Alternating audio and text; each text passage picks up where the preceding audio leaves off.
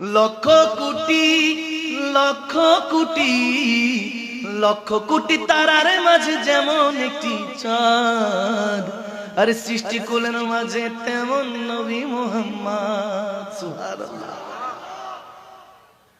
আল্লাহ নিজের নূর হতে সৃজিল তারে, আরে হাজার কোটি বছর ছিলেন নূরের সাগরে।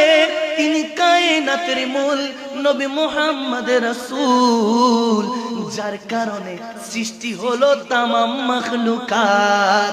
লক্ষ কোটি তারার মাঝে যেমন একটি চাঁদ, সৃষ্টিকুল মাঝে তেমন নবী মুহাম্মদ, আমার নবী মুহাম্মদ। সালাতুনিয়া